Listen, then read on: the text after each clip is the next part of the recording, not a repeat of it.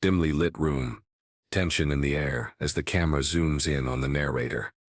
Imagine this. An elderly black woman. A war hero.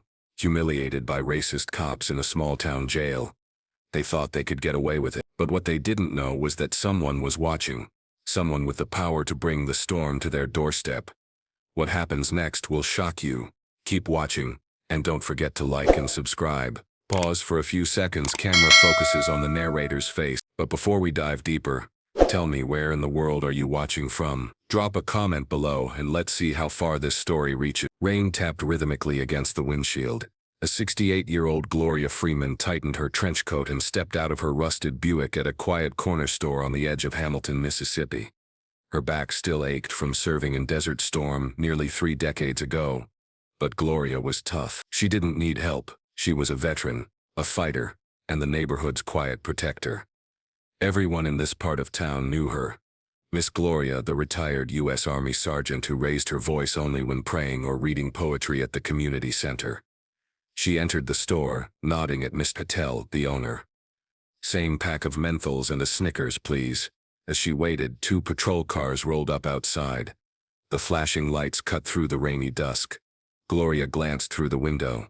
It wasn't usual for police to stop here, not unless trouble followed them. Moments later, 2 white officers entered, soaked uniforms dripping on the floor. "You match a description," one officer said without even saying hello. Gloria blinked. "Excuse me?" Black female, gray trench coat, accused of shoplifting at the CVS 2 blocks over.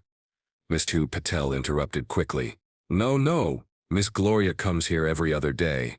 She never." "Sir, please step back," the taller cop barked. "Ma'am, turn around and place your hands on the wall." Gloria's stomach turned. "You've got the wrong woman. Don't argue," the officer shouted, yanking her arm. Pain shot up her shoulder. "I served this country," she muttered. "Oh yeah?" The shorter cop smirked. "Then you should know how to follow orders." Mr. Patel started recording. "This is wrong." They pushed her out the door, ignoring his protest. Her cane dropped on the floor. Her body slammed against the squad car. Her glasses broke. Neighbors stepped out in disbelief. "Miss Gloria," a teenager whispered. The taller officer snapped handcuffs on her wrists, tighter than necessary. "Let's see how the hero handles county jail." Inside the squad car, Gloria sat silently, the flashing lights casting red streaks across her face. Her jaw clenched. She didn't cry. She wouldn't, not in front of them. The ride was quiet, except for the radio chatter and the distant sound of her heartbeat pounding in her ears. She glanced up at the dashcam still on. Good. At the station, the desk sergeant barely glanced at her name, Gloria Freeman. "Retired sergeant, serial number." The cop chuckled. "Save it for story time." They led her into a small freezing holding cell. No phone call, no explanation. No one told her what was happening. No lawyer. She sat on the cold bench, wrists swollen, knees stiff. A thin woman in the next cell stared at her silently. "You good?" the woman whispered. "I'm surviving," Gloria replied softly. Meanwhile, outside in the lobby, a quiet man in a dark hoodie sat alone. He hadn't spoken to anyone, hadn't moved since Gloria was brought in. His phone buzzed once. A secure message. His gaze flicked toward the hallway where the cops were laughing near the coffee machine. In the holding cell, the door opened abruptly. The same officers who arrested her came in. "Stand up." She struggled to rise. "You deaf grab." The shorter one grabbed her by the collar and yanked her up. "You think you're special 'cause you were in the army?" Gloria said nothing. "She's not talking." "Huh?" The taller one stepped forward. "Let's see if we can remind her who's in charge now." They pulled her into an empty room. No cameras, no windows. They forced her to stand. One took a phone out and snapped a picture. "Smile," he said. "Maybe we'll use this in our group chat." Gloria didn't flinch. Her stare was sharp, like steel behind glass. "You think you're scaring me?" she said. "I've stared down enemy fire in the desert. I've seen men blown apart. This is child's play." The shorter cop shoved her against the wall. "Watch your mouth." A third officer peeked in the door. "Y'all need to tone it down. Cameras are still rolling in the hallway." "Then get out if you're scared," the tall one growled. Just then a buzz echoed through the hallway. The man in the hoodie stood from the lobby, finally revealing the small badge tucked into his belt. Inside the back room, One officer leaned close to Gloria's ear. "No one's coming for you." But someone was already inside the building. The desk sergeant looked up as the man approached. "You can't be back." The man showed a laminated ID. "Special Agent Darnell Briggs, FBI." "What? What's this about?" Briggs leaned in. "You've got a decorated war veteran locked up back there without charges. I want every piece of footage from the time she entered this station." The sergeant froze. Inside the hallway, Briggs began checking every security feed. His face hardened as he watched the arrest, then the backroom feed. "Where's that room?" he asked. "Basement." "No feed in there," the sergeant stuttered. Briggs tapped his earpiece. "Team 2, secure the back entrance. Team 3, approach from the side. Do not let anyone leave. We've got a situation." Inside the dark room, Gloria stood tall even as her legs shook. She looked those cops in the eyes. "My name is Sergeant Gloria Freeman. You may not respect it, but you will remember it." Agent Darnell Briggs stepped briskly through the station's halls, his boots clicking against the tile floor. The hum of activity in the building stilled as people noticed his presence, but the air was thick with tension. He had been called in for many high-profile cases, but this one felt different. There was something about it that gnawed at him, a sharpness that he couldn't shake. He had been monitoring the situation from a distance, but now, it was clear that he wasn't just walking into another routine case. Gloria Freeman wasn't just another civilian. She was a decorated war veteran who had seen the worst of humanity, someone who had fought for her country without a second thought. To see her treated this way, humiliated and dragged through the mud by a couple of small-town cops, struck something deep inside of Briggs. As he approached the basement where Gloria was being held, he passed a few officers in the hall who shifted uncomfortably under his gaze. He had been with the FBI long enough to know when people were hiding something. "Agent Briggs, you're not authorized to go back there." A patrol officer tried to stop him, but Briggs didn't even break his stride. He flashed his badge with authority. "I don't need permission to investigate civil rights violations, son, and you don't need to be in my way." The officer stepped back, but not without a sour look. Briggs's eyes locked onto him before he pushed the door open, stepping into the dark, quiet hallway that led to the holding cells. Inside the small makeshift cell, Gloria sat motionless, her hands still cuffed behind her back. The officers had left her alone for the time being, and she had been doing her best to focus on anything other than the pain in her shoulders. The humiliation, however, was another matter. That was something she couldn't shake off so easily. Her thoughts drifted back to when she was young, back to a time when she wore a uniform that commanded respect. The days when her service in the army meant something, when her opinions were heard. She had earned her place in this world, fought for it, and now it seemed to her that the same country she fought for had forgotten her. "Miss Freeman," Briggs's voice broke through her memories.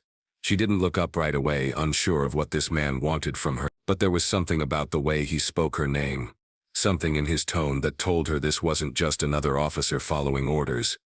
"I'm Agent Darnell Briggs with the FBI. I'm here to help." Gloria raised her head slowly, looking at him through the bars. "Help? You're late." Briggs didn't flinch. He walked up to the bars and leaned in slightly. "I've seen the footage. What happened to you here, Miss Freeman, is an outrage. We're investigating the officers who did this." "Investigating?" Gloria scoffed. "They'll be back soon, back to their little game.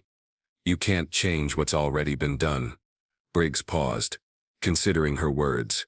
He could feel the weight of the room pressing in on him. He had heard of veterans being mistreated before, but this was different. Gloria Freeman was someone who had served her country with honor, and she was being thrown away like an inconvenience.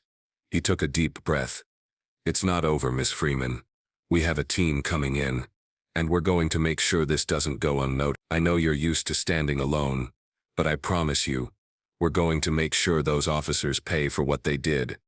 Gloria stayed silent for a moment, her eyes narrowing slightly as she studied him. She wanted to believe him, but she had heard too many empty promises over the years. It wasn't her first time being treated like a second-class citizen. "What do you need from me?" she asked, her voice quieter now. "I need you to stay calm. We're going to bring in the right people, but I want to make sure we don't rush things. I want this done right, not quickly." Gloria gave a small nod, her mind running over the situation. She was still trying to wrap her head around it. The feeling of being humiliated in front of those cops, The way they had pushed her, shoved her without cause. She could still feel their hands on her skin, their mocking words. And those cops? Gloria's voice was low, like a thread of fire in the quiet room. What about them? Are you going to let them walk free? Briggs met her gaze with an intensity that could almost burn through the cold metal bars. Not if I can help it. They'll answer for their actions. As Briggs spoke, Gloria's mind drifted again, to the time when she had stood side by side with soldiers in the sandstorms of Iraq, fighting for freedom. She had never backed down from a fight, no matter the odds. And this time, she wasn't about to let a pair of small-town officers walk away unscathed. But as she looked at the young agent in front of her, a flicker of hope ignited. Maybe, just maybe, there was someone who would listen this time. Someone who had the power to do something about it. Outside, the rest of the building was still eerily quiet, but Briggs knew that wouldn't last. He was about to unleash a storm on this station. And when the FBI stormed in, the cops wouldn't know what hit them. I'm not going anywhere, Briggs added, his voice steady. Not until I've got what I need. The room felt a little warmer now, as if a spark had been ignited. But it wasn't over. Gloria knew it. Briggs knew it. And soon, everyone at that station would know it too. The FBI stormed the station like a storm crashing through glass, and no one was prepared for the force that followed. Within minutes of Agent Briggs's arrival, his team was mobilized, filling the station with a palpable energy. Officers scrambled, and the air became thick with unease. Briggs stood by the front desk, his eyes scanning the surveillance footage on the monitor. He clicked through the different camera feeds, pausing at the image of Gloria being dragged into the holding cell. His jaw tightened. He knew the footage alone wouldn't be enough. He needed more. He needed hard evidence that would bring these cops to justice. The sound of hurried footsteps approached, and Agent Briggs didn't need to look up to know it was his lead investigator, Special Agent Lisa McCauley. We've got some good news and some bad news, she said, her voice steady but clearly carrying the weight of the moment. Give me the good news first, Briggs responded, never breaking his gaze from the screen. We've managed to get a hold of the body cam footage from Officer Jacob. It's not pretty. She handed him a tablet with a grainy video playing. On the screen, Officer Jacobs, the taller of the two cops who had arrested Gloria, could be seen roughing her up. Gloria's hands were tightly cuffed behind her back as they threw her into the back of the squad car. The video continued, showing them making cruel jokes at her expense as they drove to the station. Briggs's fists clenched. I want these bastards charged, he muttered under his breath, his voice low, barely controlled. The bad news? He asked, his eyes not leaving the tablet. McCauley hesitated for a moment, then spoke. The other officers, they've gone rogue. They know we're here, Briggs. They're trying to cover their tracks. We've got one of our informants on the inside, but they're already starting to destroy evidence. They're smart, too smart for their own good. Briggs let out a long breath, rubbing the back of his neck. He already knew how messy this was going to get. Cover-ups in small-town police stations were common, but this felt different. Someone was pulling strings, and he needed to get to the bottom of it. We need to move fast, he said, slapping the tablet onto the desk and locking eyes with McCauley. I want all officers involved in that incident brought in for questioning. No exception, and we're not leaving until every piece of evidence is secured. She nodded, her expression firm. Understood. We'll go to the top. I'll call for backup. Briggs's eyes lingered on the screen once more before he turned and walked toward the basement, the sound of his footsteps echoing in the empty hall. He couldn't help but think about Gloria Freeman and how she had looked at him earlier. She had been through more than anyone could imagine, and now, this fight was his responsibility. He wouldn't let it slip through his fingers, not this time. In the holding cell, Gloria sat with her back pressed against the cold wall, her legs crossed, trying to find some semblance of peace. She had been locked in that small room for what felt like hours. The humiliation and anger still burned inside her, but she kept her focus on what was ahead. The FBI were here. They were taking this serious. Her fingers gripped the edge of her seat, and she couldn't help but think about the fight she had ahead. This wasn't just about her. This was about every black veteran, every person who had been treated like dirt by the system. It was about standing up and saying enough. The door to her cell swung open, and Gloria's sharp gaze met Briggs's. Miss Freeman, we've got your back, he said firmly. Gloria didn't stand immediately. She studied him for a moment, trying to gauge his sincerity. She had been lied to too many times before, had seen too many broken promises to trust easily. but there was something in his eyes, something she hadn't seen before. Resolve. "I'm ready," she said, her voice steady. He extended a hand, helping her to her feet. "I'm going to get you out of here." As they walked down the hall, Gloria caught the eye of the officer at the front desk. He quickly looked away, nervously adjusting his shirt. The tension was thick in the air. Gloria could feel it. She wasn't the only one aware that the storm was coming. It wasn't just the FBI she had to worry about. There were other forces at play. Briggs led her outside to an unmarked black van, where 2 agents waited. Gloria climbed in first, followed by Briggs. The door slammed shut, and the van pulled off, the wheels screeching as it drove away from the station. "We're going to get those bastards, Gloria," Briggs said, his voice unwavering. She nodded, her fingers tightening on the seat. The journey to the truth had just begun. It was going to be a long, hard fight, but she was no stranger to that. Meanwhile, back at the station, the other officers were in disarray.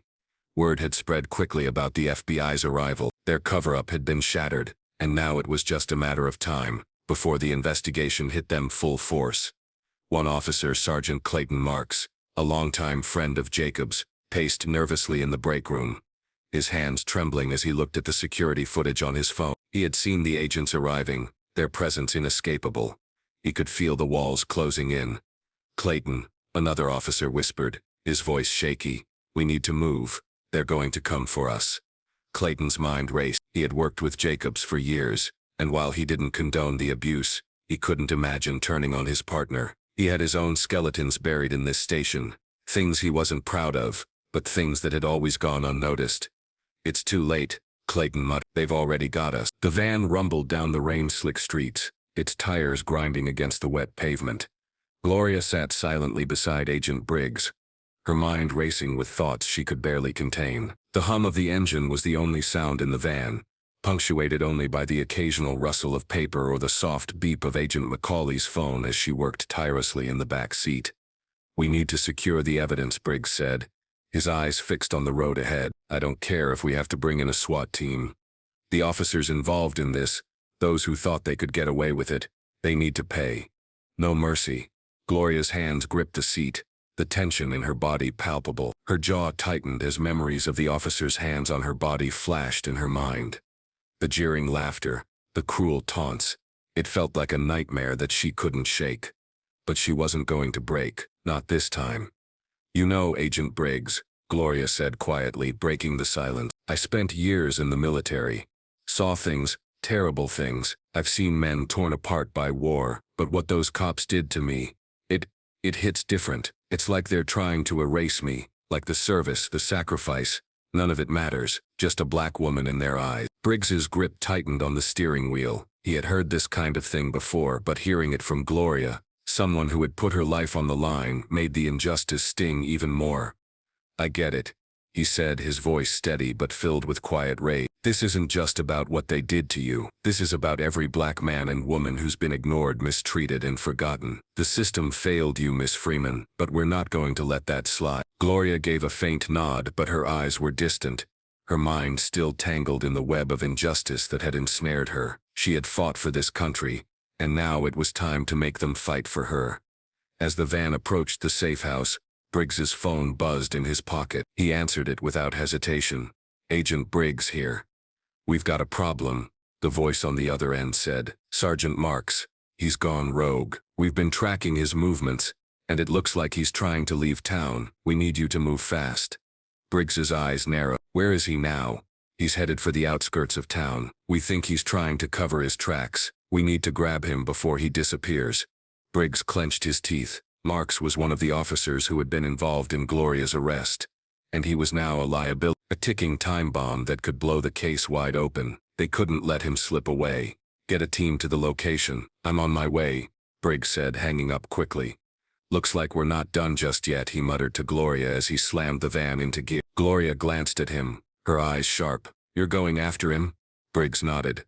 "He's the key. If we can get him to talk, we'll have the entire operation. He's the one who's going to crack everything open." The van sped through the streets, the flashing lights of the nearby police station growing smaller in the rearview mirror. Gloria's heart raced in her chest, but this time, it wasn't out of fear. It was out of something else, something stronger. They reached the outskirts of town quickly, the roads growing quieter as they left the city behind. The rain had stopped, leaving the streets slick and reflective, a perfect night for an ambush.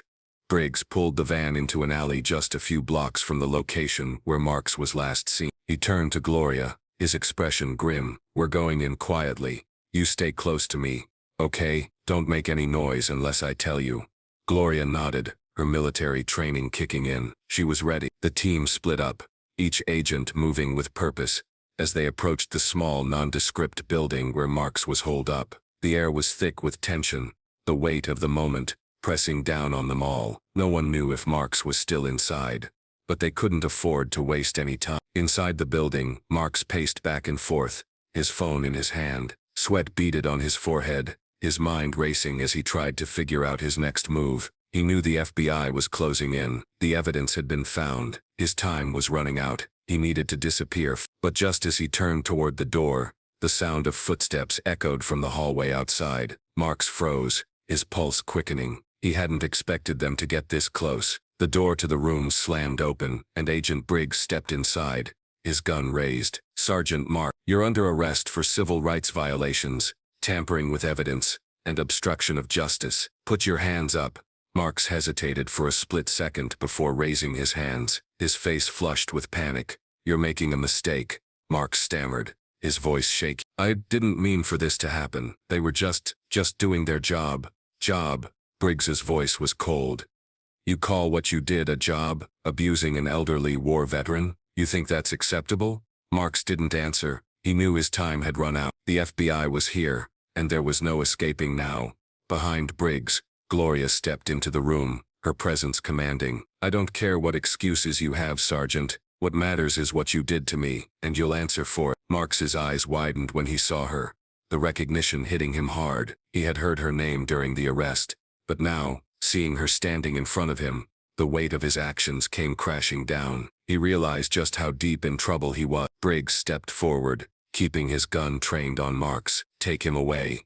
The agents moved swiftly, cuffing Marks and escorting him out of the building. The rain had returned, a soft drizzle falling from the sky. But for Gloria, it wasn't enough to wash away the anger burning inside her. "This is just the beginning," Gloria muttered to herself, her eyes fixed on Marks being led away. "I'll make sure of it." The rain pounded harder as the FBI agents escorted Sergeant Marks to the van, his once proud uniform now a symbol of shame.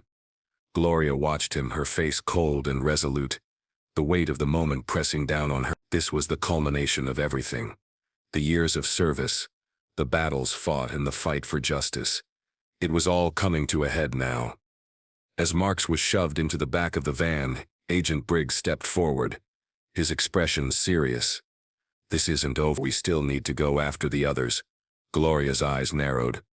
"I'm not waiting around for the rest. I want every one of them to pay for what they did to me. You hear me, Briggs? Every single one." Briggs nodded, but there was something in his eyes that made Gloria pause. It wasn't fear, it was understanding. "Don't worry, Miss Freeman," he said, his voice steady. "We're going to take them down, one by one." The van doors slammed shut, and Briggs turned to his team. "Let's move out.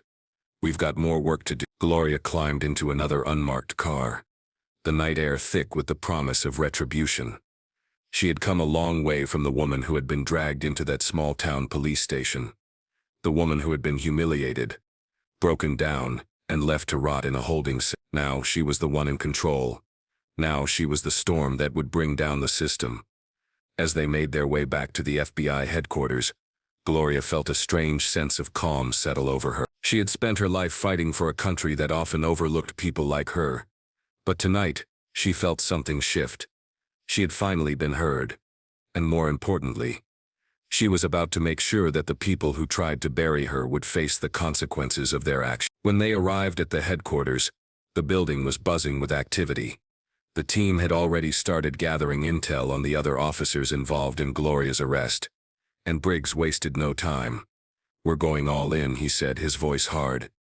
"This isn't just about police brutality. This is about exposing a corrupt system that has been hiding in plain sight. We're going to make sure this case gets the national attention it deserves." The pressure was on, but Gloria wasn't intimidated. She had fought on battlefields, faced down enemies who would have killed her without a second thought. This was nothing.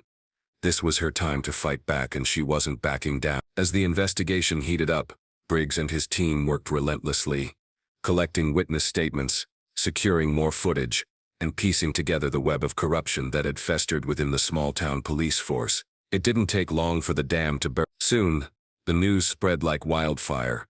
The story of Gloria Freeman, the elderly black veteran who had been humiliated by racist cops, dominated the headlines.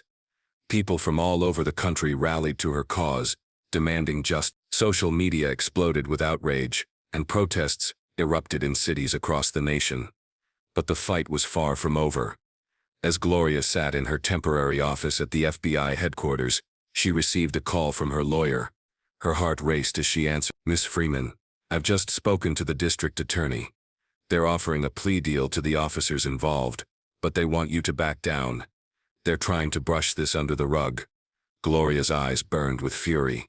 She slammed her fist onto the desk, her voice trembling with rage. "I didn't come this far just to let them off with a slap on the wrist.